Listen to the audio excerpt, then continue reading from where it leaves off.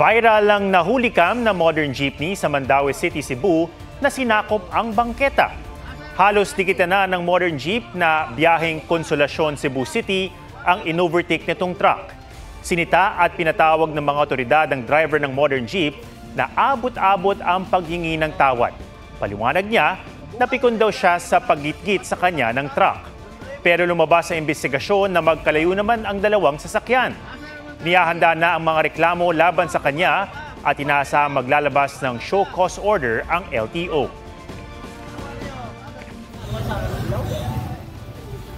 Dahan-dahang inilalayan palabas ang mga pasahero ng bus na tumagilid sa pamosong Bilar Man-Made Forest sa Bohol.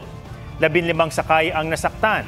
Batay sa investigasyon, galing Carmen ng bus at papuntang Tagbilaran City nang mawalan umano ng kontrol sa manibela ang driver habang nasa kurbada.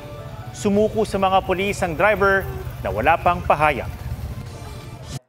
Huwag magpahuli sa mga balitang dapat niyong malaman. Mag-subscribe na sa GMA Integrated News sa YouTube.